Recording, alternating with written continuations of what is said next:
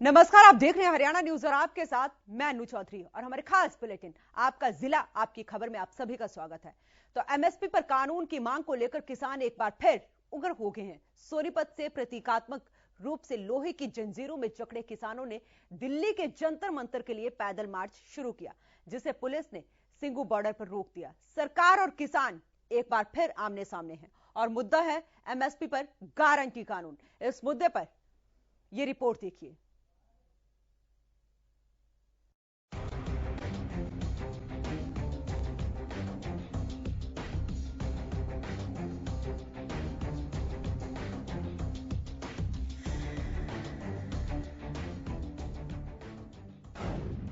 फिर मोर्चे पर किसान, एमएसपी की मांग पर घमासान, फिर खुला आंदोलन का मैदान, कैसे निकलेगा समाधान। कृषि कानून वापसी और किसान आंदोलन के स्थगन के बाद एमएसपी की मांग को लेकर किसान एक बार फिर उग्र हो गए हैं। देश भर से किसान सोनीपत में जुटे और सिंघू बॉर्डर से जंतर मंतर के लिए पैदल मार्च शुरू किया, जिसे पुलिस ने रोक दिया। इस दौरान किसान प्रतीकात्मक रूप से जंजीरों में जकड़े दिखे। और एमएसपी गारंटी कानून किसान की जान है, इसके बिना किसान जिंदा नहीं रह सकता और ये जिंदा रहेगा तो गुलामी में रहा गया। इसलिए इस गुलामी की बेड़ियों को तोड़ने के लिए हम जनता करो, जल्दी लागू करो और इस किसान को बचाओ, देश को बचाओ। इसके लिए हम निवेदन करने आए हैं। पूरी देश की जनता से हाथ जोड़कर निवेदन करते हैं कि आप एमएसपी गारंटी कानून के लिए उठ खड़े हो जाओ। ये किसान एमएसपी पर कानून बनाने की मांग कर रहे थे। पुलिस ने उन्हें दिल्ली में घुसने से रोका, जिसका किसानों ने विरोध किया। प्रदर्शनकारी किसानों का कहना है कि सरकार ने उनके साथ धोखा किया है। हम जंतर मंतर पर जाना चाह रहे हैं क्योंकि 30 जनवरी है। 30 जनवरी का हमारा मार्च था। जंतर पुलिस प्रशासन को पार्लियामेंट स्ट्रीट पे सूचित भी कर रखा है और ये जो मार्च है एमएसपी की गारंटी को लेकर निकाला जा रहा है। बताइए कि हम कोई हिंसक नहीं, हम शांतिपूर्ण ढंग से सत्याग्रह के हिसाब से मार्च लेके चल रहे हैं। सरकार चाहती क्या है? किसान की मांग है केवल एमएसपी। एमएसपी के बिना सारा काम उसका अधूरा है। आपको बता दें कि संयुक्त किसान मोर्चा ने मांगे नहीं माने जाने पर 31 जनवरी को विरोध प्रदर्शन की चेतावनी दी है, जिस पर देश के अलग अलग हिस्सों से किसान सिंघू बॉर्डर पहुंचे, जहां से ये किसान दिल्ली में जंतर मंतर तक मार्च की जिद पर अड़े थे। पुलिस ने किसानों से बातचीत करके रोकने की कोशिश की और एहतियातन कुछ किसानों को हिरासत में भी लिया। अब देखना होगा कि किसान आंदोलन का ये मामला आगे कहां तक जाता है। सरकार इस मामले पर क्या रुख अख्तियार करती है। हरियाणा न्यूज के लिए सोनीपत से लाजपत की रिपोर्ट।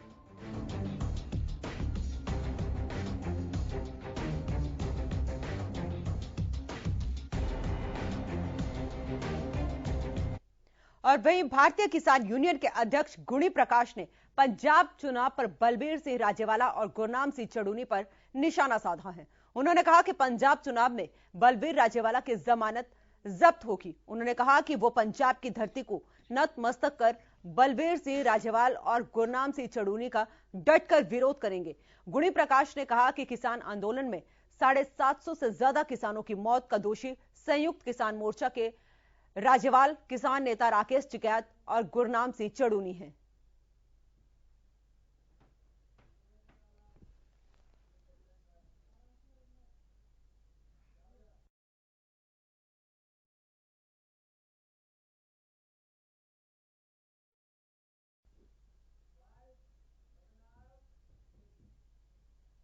और वहीं जेजेपी के राष्ट्रीय महासचिव दिग्विजय चौटाला सिरसा के डब्बाली हलके के गांव ओड़ा का दौरा किया। इस दौरान उनके साथ श्रम एवं रोजगार राज्य मंत्री अनूप धानक भी मौजूद रहे। दिग्विजय चौटाला और अनूप धानक ने करीब 1 दर्जन गांव का दौरा करते हुए ग्रामीणों की जन समस्याएं सुनी और ग्रामीणों को उनकी समस्याओं का जल्द समाधान करवाने का आश्वासन दिया। ग्रामीणों की समस्याओं को सुनते हुए दिग्विजय चौटाला और अनूप धानक ने कहा कि सरकार जन समस्याओं के समाधान के प्रति गंभीर है। सार्वजनिक कार्यों और समस्याओं को प्राथमिकता के आधार पर लिया जा रहा है। उन्होंने कहा कि आज शायद ही प्रदेश का ऐसा कोई गांव हो जहां पर विकास कार्य ना करवाए जा रहे हों। उन्होंने संबंधित विभागों के अधिकारियों को निर्देश दिए कि वो निर्माण संबंधी योजनाओं का 1 सप्ताह में एस्टीमेट तैयार करके दें ताकि उन पर आगामी कार्रवाई अतिशीघ्र शुरू की जाए। उन्होंने सिंचाई विभाग के अधिकारियों को जरूरत के अनुरूप सस्पेंट स्थापित करते और साथ ही बिजली निगम को वहां पर कनेक्शन देने के निर्देश भी दिए।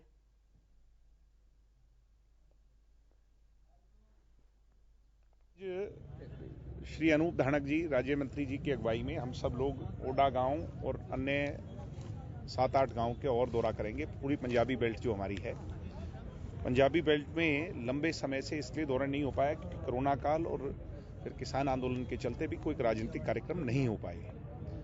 और विकास की गति को तेज करने के लिए जो रुके हुए काम हैं, गली के, नाली के, बिजली के, पानी के, वो सारे काम स्पीड अप हों।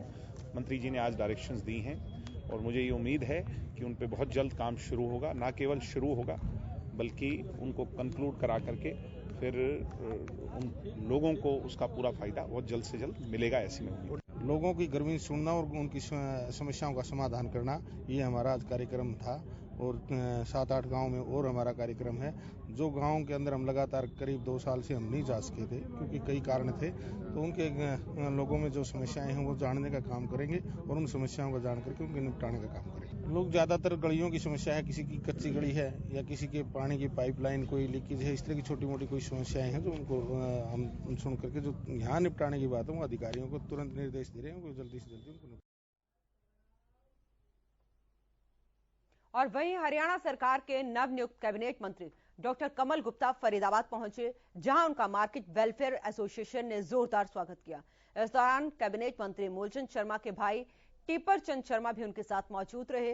वहीं जोरदार स्वागत करने पर डॉक्टर कमल गुप्ता ने मार्केट वेलफेयर एसोसिएशन का आभार जताया। साथ ही कमल गुप्ता ने कहा कि फरीदाबाद मेरा अपना शहर है।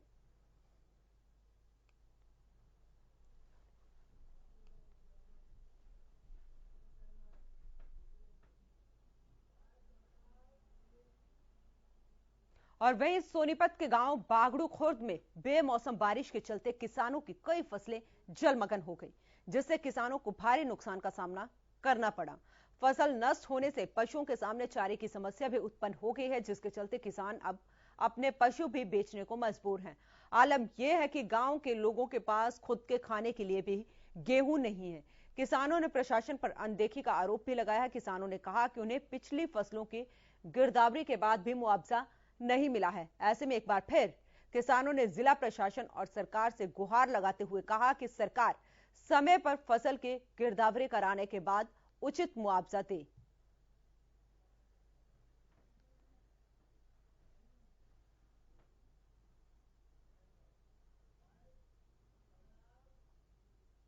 और वहीं रेलवे के डिविजनल मैनेजर डीपी गर्ग ने अपनी टीम के साथ फरीदाबाद पलवल सेक्शन में रेल परिचालन कर सुरक्षा का जायजा लेने फरीदाबाद पहुंचे।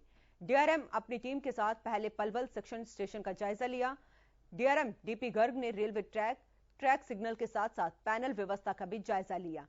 वहीं गर्ग ने कहा कि हर 2 से 3 महीने बाद सभी स्टेशनों का परिचालन व्यवस्था को चेक किया जाता है। अगर कहीं कोई कमी दिखाई देती है तो उसमें सुधार भी किया जाता है। डीपी गर्ग ने बताया कि डेली यात्रियों के लिए अभी फिलहाल कुछ लोकल ट्रेन चलाई गई हैं, पर आने वाले समय में यात्रियों की ज्यादा ट्रेनों की डिमांड आती है तो उस पर उसको भी शुरू किया जाएगा।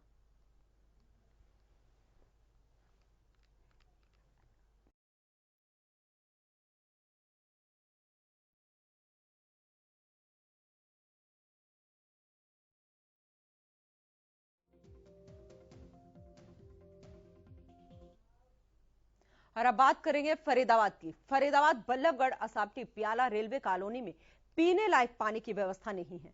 कॉलोनियों में सीवरेज भी ओवरफ्लो होता है, जिसमें सुधार की जरूरत है। रेलवे कर्मचारियों के लिए बनाए गए क्वार्टर, जिसका काफी समय से काम रुका हुआ है, उस कार्य को पूरा करवाया जाए। महिला कर्मचारियों के लिए स्टेशन पर चेंजिंग रूम भी बनाया जाए। कुछ अधिकारी स्टेशनों पर रेलवे कर्मचारियों के साथ दुर्व्यवहार करते हैं, इस पर रोक लगे। दरअसल ये मांग की है एनआरएमयू के लोगों ने। यहां तक कि अपनी समस्याओं को लेकर railway divisional manager DP Garg को ज्ञापन भी सौंपा और मांग की है कि इन समस्याओं को जल्द से जल्द निपटाया जाना चाहिए। ऑफ हैंड नहीं बता पाऊंगा, मैं चेक करके बता सकता हूँ।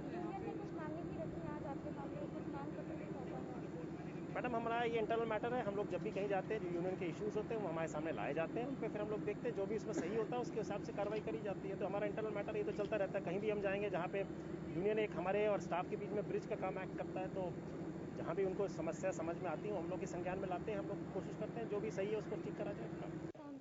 पिछली बार 12 अगस्त 2021 को आए थे डीआरएम साहब, जब भी हमने उनको मांग पत्र दिया था तो उनमें से 2-4 डिमांड हमारी पूरी हुई है, उनके लिए हम उनका धन्यवाद भी देंगे। और वहीं यमुनानगर के रोड छप्पर गांव में शॉर्ट सर्किट के चलते गन्ने के खेत में आग लग जाने से किसानों को लाखों का नुकसान हो गया। करीब 1 एकड़ गन्ने को आग ने अपने आगोश में ले लिया और जलाकर खाक कर दिया।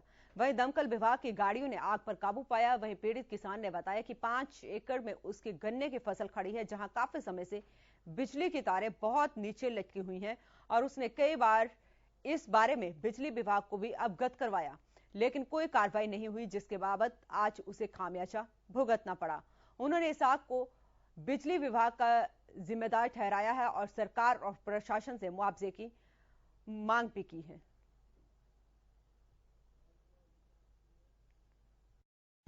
जो औरंगाबाद एरिया में हमारा गन्ना खड़ा रोड छप्पर रोड पर, इसमें तारा बिल्कुल नीचे लग रही।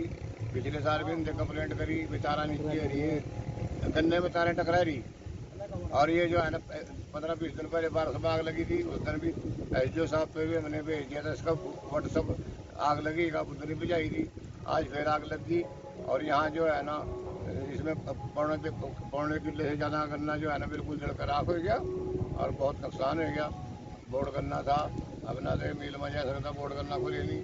और यहाँ जो है ना बिजली बोर्ड की लापरवाही से जो सारा काम खराब हो है, और बिजली बोर्ड ने इसका जो है ना जानना देना चाहिए। इसमें जो है ना कहीं भी लेबर को भी करंट लग गया और ये बिल्कुल इसको ठीक नहीं कर रहे।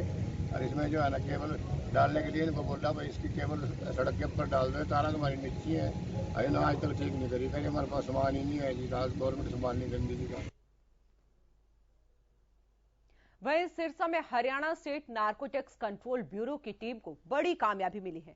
टीम ने 2 स्कूटी सवार तस्करों को काबू किया है, जिनके पास से 40 किलोग्राम गांजा बरामद किया गया है, जिसके बाजार में कीमत 7.5 लाख रुपए बताई जा रही है।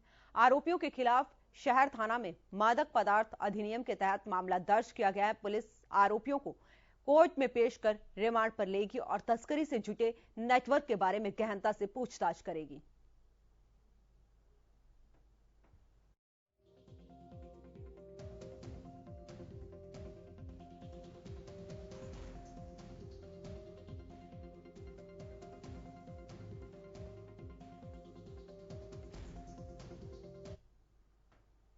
वहीं गोहाना के अंबेडकर चौक पर सड़क सुरक्षा अभियान के तहत गाड़ी चालकों को ट्रैफिक के नियमों के बारे में जानकारी दी गई। गोहाना सिटी थाना के एसएचओ बदन सिंह ने बताया कि तेज गति से वाहन ना चलाएं और गाड़ी चलाते समय मोबाइल का इस्तेमाल ना करें। साथ ही उन्होंने कहा कि गाड़ी चलाते समय सीट बेल्ट जरूर लगवाएं और 2 पहिया वाहन चलाते समय हेलमेट का प्रयोग जरूर करें।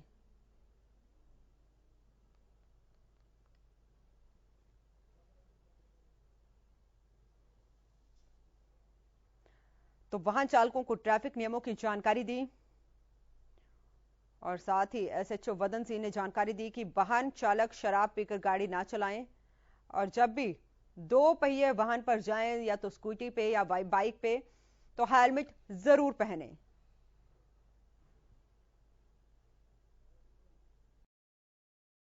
ट्रैफिक के देखते हुए आजकल ट्रैफिक एक्सीडेंट बहुत हो रहे हैं, जिसमें लोगों की जान जाने का रेशो बहुत ज़्यादा है। इसलिए लोगों को जागरूक करने के लिए और रोड एक्सीडेंट में कमी लाने के लिए ये अभियान चलाया गया है। कब तक चलेगा सर ये गोहाना के लिए आज के लिए है और कंटिन्यू इसको बरकरार रखेंगे, जब भी जरूरत पड़ेगी करेंगे। और वहीं संयुक्त किसान मोर्चा के ऐलान पर 31 जनवरी को देश में डीसी कार्यालयों का किसान घेराव करेंगे। भारतीय किसान यूनियन खेती बचाओ के अध्यक्ष जर्नैल सिंह मालावाल के नेतृत्व में किसानों ने रतिया में एक बैठक की, जिसमें डीसी कार्यालय के घेराव को लेकर रणनीति तैयार की गई।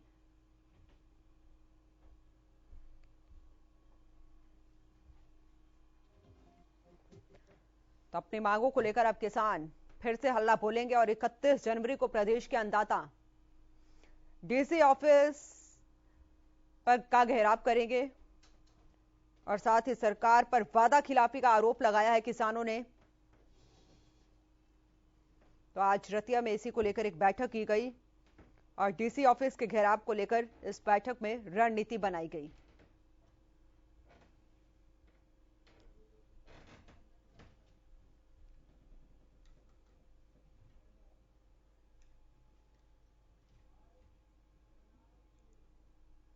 करनाल का शाहपुर गांव जल प्रबंधन के लिए हरियाणा में मिसाल बन गया है।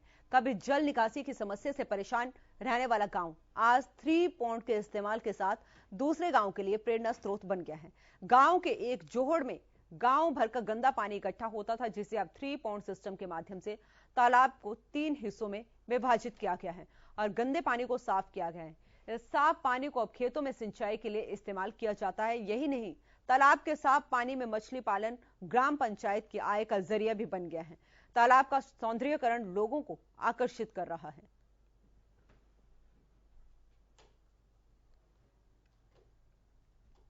पंचायती राज विभाग की तरफ से जो है इसको जो है 3 पॉइंट सिस्टम में तब्दील किया गया। अब वहाँ पे ये स्थिति है कि वहाँ पे जो है पानी कुदरती तौर पे जो है जो गंदा पानी है वो साफ होता है। सूरज की किरणें जब वो पड़ती हैं वो बैक्टीरिया जो है उसको नेचुरल विधि से जो है वो साफ हो जाता है पानी वहाँ पे जो है उसके साथ साथ बिल्कुल जो है पार्क जो है वो डेवलप की गई है। आप जैसे गांव में जो है शहरों जैसा माहौल देखेंगे आप वहाँ कई जगह जो है हमने झूले वगैरह भी लगाए हुए हैं। बच्चे जो हैं वहाँ पे बूढ़े महिलाएं वो सुबह शाम जो है एक तो उनको सैर के लिए एक अच्छा माहौल मिल पाता है। तालाब बहुत अच्छा बना हुआ है गाँव का, 3 पॉइंट बना हुआ है। घूमने फिरने की जगह अच्छी बनी हुई है। इसके ऊपर लोग सैर करते हैं, यहाँ मछलियाँ पालन भी होता है इसमें और गंदा पानी बिल्कुल लास्ट वाले तालाब में चला जाता है। ये खेतों के लिए भी यूज हो जाता है पानी। बहुत अच्छा तालाब बनाया हुआ है। और वहीं कैथल में वन विभाग की बड़ी लापरवाही सामने आई है। दरअसल शहर में करीब 10 साल पहले लगाए गए विभिन्न विभागों और सड़क किनारे पेड़ अब पौधों से वृक्ष बन चुके हैं, लेकिन वन विभाग की उनकी तरफ देखना ही भूल गया है। विभाग ने इन पेड़ों के स्वास्थ्य की जांच किए बिना ही इनको ट्री गार्ड को रंगवा दिया है, जो वृक्षों के लिए नुकसानदायक साबित हो रहा है। वहीं मामला संज्ञान में आने के बाद उपायुक्त प्रदीप धैया का कहना है कि ये विभागीय लापरवाही है और सभी विभागों को लिखित में ट्री गार्ड को हटाने के निर्देश दिए जाएंगे।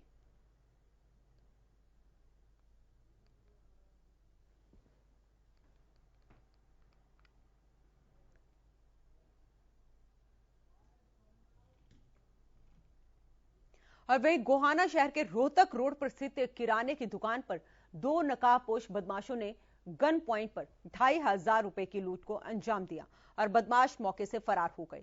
हालांकि लूटपाट की ये पूरी वारदात सीसीटीवी कैमरे में कैद होगी। पीड़ित दुकानदार के मुताबिक उन्होंने सुबह अपनी दुकान खोली थी कि 2 बदमाश आए, पिस्तौल दिखाकर गले से सारा पैसा ले गए।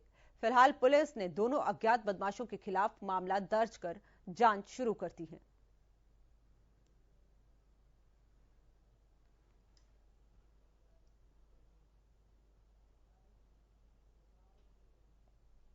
हरियाणा के जिलों में कई तरह से सफाई अभियान चलाए जाते हैं और प्रशासन साफ सफाई के लाख दावे करता है। तो वहीं रतिया में लोग आज भी नरकिया जिंदगी जीने को मजबूर है।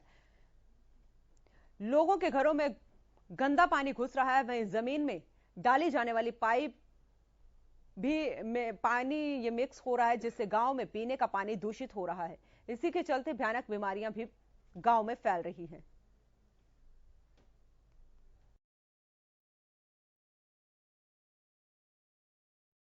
सीवर लाइन पाई हुई है जी, ठीक है, और वो बिल्कुल बंद हो चुकी है। दिक्कत ये है कि ਉਹਦੇ ਵਿੱਚ ਠੀਕ ਹੈ ਕੂੜਾ ਕਰਕਟ ਪੈ ਰਿਹਾ ਹੈਗਾ, ਕੂੜਾ ਕਰਕਟ ਪੈਣ ਕਰਕੇ ਬੰਦ ਹੋ ਰਹੀ ਹੈ ਜੀ। ਪਿੱਛੇ ਖਾਲ ਉਛਲਦੇ ਨੇਗੇ ਔਰ ਲੋਕਾਂ ਦੇ ਘਰਾਂ 'ਚ ਗੰਦਾ ਪਾਣੀ ਜਾਂਦਾ ਹੈਗਾ, ਠੀਕ ਹੈ, ਜਿਹਦੇ ਕਰਕੇ ਕੀ ਹੈ ਕਿ ਪਹਿਲੇ ਲੋਕ ਮਰੀਜ਼ ਨੇਗੇ, ਠੀਕ ਹੈ, ਬਿਮਾਰੀਆਂ ਦੇ ਸ਼ਿਕਾਰ ਹੋ ਰਹੇ ਨੇਗੇ, ਠੀਕ ਹੈ, ਉਹਨਾਂ ਕਰਕੇ ਕੀ ਹੈ ਗੰਦੇ ਪਾਣੀ ਜਾਣ ਕਰਕੇ ਲੋਕ ਬਿਮਾਰ ਪੜ ਰਹੇ ਨੇਗੇ, ਠੀਕ ਹੈ। ਸਾਡੇ ਅਧਿਕਾਰੀਆਂ ਕੋਲ ਹੀ ਪਹੁੰਚੇ ਅਸੀਂ, ਠੀਕ ਹੈ, ਅੱਗੇ ਜਈ ਸੈਕਟਰੀ, ਠੀਕ ਹੈ। ਹੁਣ ਬਹੁਤ ਹੀ ਅਸੀਂ ਮੰਨ ਲਾ ਤੰਗ ਹੋ ਕੇ ਚੀਜ਼ੇ ਚੱਕ ਰਹੇ ਹਾਂ ਅਸੀਂ ਮੁੱਦਾ, ਠੀਕ ਹੈ। ਬਹੁਤ ਦੁਖੀ ਹੋ ਰਹੇ ਹਾਂ, ਬਿਮਾਰੀਆਂ ਦੇ ਕਰਕੇ ਅਸੀਂ ਸ਼ਿਕਾਰ ਹੋਏ ਹੈਗੇ। ਵਾਹਿਗੁਰੂ ਜੀ ਕਾ ਖਾਲਸਾ, ਵਾਹਿਗੁਰੂ ਜੀ ਕੀ ਫਤਿਹ। ਸਾਡੇ ਪਿੰਡ ਦੀ ਇਹ ਸਮੱਸਿਆ ਹੈ ਜੀ, ਇਹ ਜਿਹੜਾ ਪਾਈਪਲਾਈਨ ਆ ਇਹ ਪਹਿਲੋਂ ਸ਼ੁਰੂ ਤੋਂ ਹੀ ਬੰਦ ਸੀ, ਪਹਿਲੇ ਚੱਲਣ ਤੋਂ ਸੀ ਬੰਦ ਹੋ ਗਈ ਸੀ। ਇਹਦੇ ਵਿੱਚ ਮਿੱਟੀ ਗਾਰਾ ਪਹਿਲੇ ਫਸਿਆ ਹੋਇਆ ਸੀ, ਅੱਗੋਂ ਉੱਚੀ ਹੈ ਜੀ। ਇਹਨੂੰ ਪੱਟ ਕੇ ਇਹਦੇ ਖਾਲਾ ਬਣ ਜੇ, ਸਾਨੂੰ ਸਫਾਈ ਵਾਸਤੇ ਸੋਹਣਾ ਹੋ ਜੇ। ਅਸੀਂ ਖਾਲ ਜਿਵੇਂ ਸਾਫ਼ ਕਰਦੇ ਹਾਂ, ਖਾਲ ਸਾਫ਼ ਕਰਨਾ, ਸਾਨੂੰ ਪਾਈਪਲਾਈਨ ਸਾਫ਼ ਕਰਨੀ ਔਖੀ ਹੈ। ਅਸੀਂ 2-3 ਵਾਰੀ ਡਿੱਗ ਸਾਫ਼ ਕਰ ਚੁੱਕੇ हैं, ਸਾਡੇ ਤੋਂ पाइपलाइन ਵਿੱਚੋਂ ਵੜ के नहीं आ रही। और वहीं हरियाणा के मुख्यमंत्री मनोहर लाल ने भी ट्वीट कर महात्मा गांधी को उनकी पुण्यतिथि पर श्रद्धांजलि अर्पित की। सीएम ने ट्वीट कर लिखा, सत्य, अहिंसा, त्याग एवं तपस्या की प्रतिमूर्ति राष्ट्रपिता महात्मा गांधी जी की स्मृति दिवस पर उन्हें श्रद्धापूर्ण नमन। और बापू के विचार सदैव हमारा मार्गदर्शन करते रहेंगे।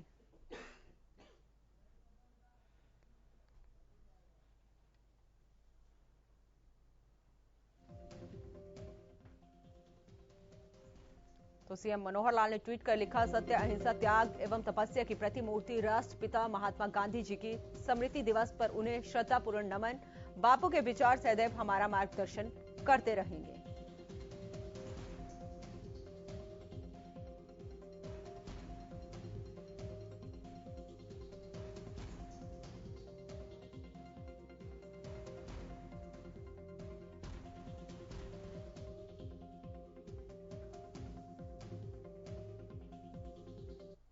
वहीं बल्लभगढ़ में हरियाणा के परिवहन एवं खनन मंत्री मूलचंद शर्मा ने 2 मिनट का मौन रखकर भारत के स्वतंत्रता संग्राम में शहीद हुए लोगों को श्रद्धांजलि अर्पित की। इस दौरान मूलचंद शर्मा के साथ बीजेपी के कार्यकर्ता भी मौजूद रहे।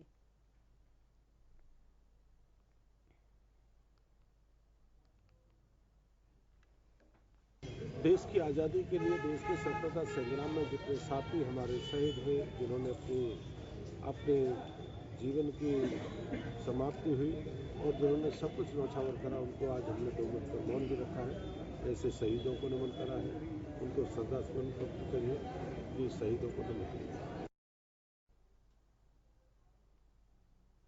और वहीं रेवाड़ी में पूर्व मंत्री कैप्टन अजय यादव ने राष्ट्रपिता महात्मा गांधी की पुण्यतिथि पर माल्यार्पण कर बापू को श्रद्धांजलि अर्पित की। इस दौरान कैप्टन अजय यादव ने केंद्रीय मंत्री राव इंद्रजीत सिंह पर जमकर निशाना साधा।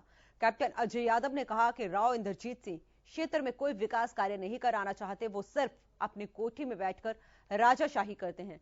वहीं रेवाड़ी में एम्स के शिलान्यास पर कैप्टन अजय ने कहा कि बीजेपी 2024 का इंतजार कर रही है, जब चुनाव नजदीक आएंगे।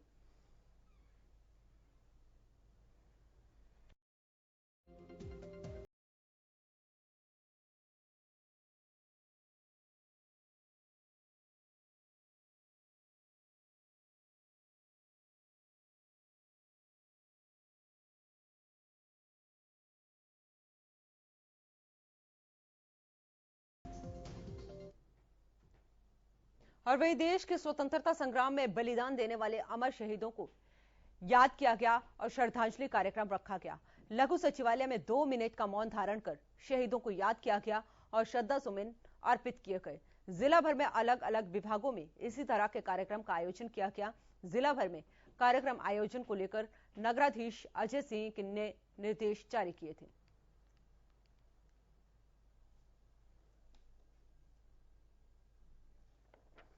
तो सिरसा में आज बलिदान दिवस मनाया गया और स्वतंत्रता संग्राम में शहीद हुए वीरों को नमन किया गया। वहीं कर्मचारियों ने शहीदों को याद किया और 2 मिनट का मौन भी रखा। तो देश में स्वतंत्रता संग्राम में बलिदान देने वाले अमर शहीदों को आज याद किया गया और श्रद्धांजलि कार्यक्रम आज लघु सचिवालय में रखा गया और 2 मिनट का मौन धारण कर शहीदों को याद किया गया।